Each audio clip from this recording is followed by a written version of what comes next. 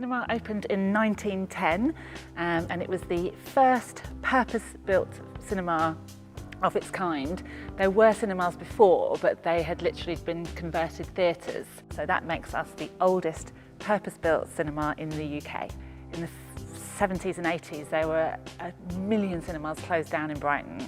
There used to be a cinema almost in every corner, and we survived all of that precisely because we weren't too big.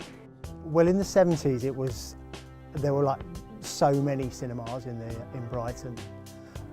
So Duke of York's was just, it was a bit like a flea pit then, and it was kind of quite shabby looking. Like the outside looked really tatty. You know, I mean, obviously it was opened in 1910, but it was just this old kind of crumbling building. But I think with the Duke of York's, because I think from the early 80s onwards, I'm not sure who took over then, but it was predominantly kind of like art house cinema, predominantly cult movies. So, and that, I mean, at that age, at 16, you know, that was the kind of thing that I was kind of into.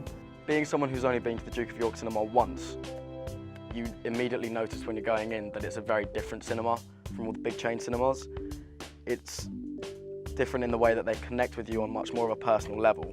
Well, my name's Jimmy. I've been working in cinema now since 1980, so that's my 35th year this year. My role is technical manager, which basically means I'm in charge of all the technical aspects within the cinema.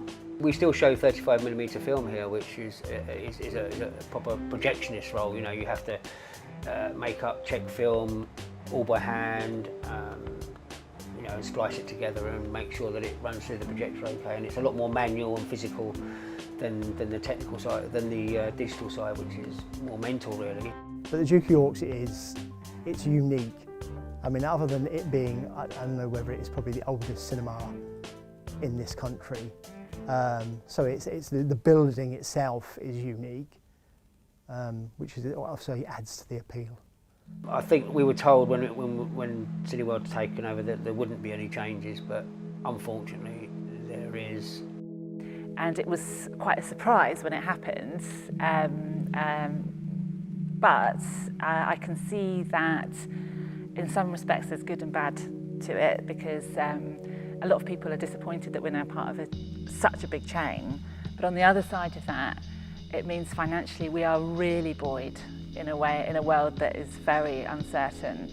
Most friends that are also into movies and, you know, use the Dukes and the Dukes at Comedia, I think they do object to the fact that the programming has kind of the kind of balance between kind of mainstream product and kind of art house cinema can sometimes tip over. When I went there as well, the film that I saw wasn't a film at all that I would have seen normally.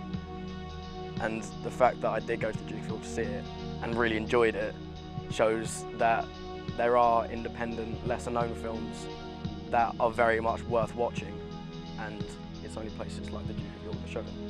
I mean, we haven't had to lay off millions of staff at front of house level, or wages haven't been slashed, and you know, people aren't desperately miserable or anything like that. So on an operational level, you know, we still look the same and feel the same.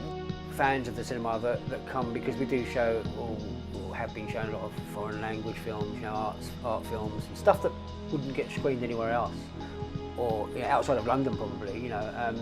And it's a shame that sometimes that does get put to one side just so we can have the likes of 50 Shades of Grey on for 2 weeks.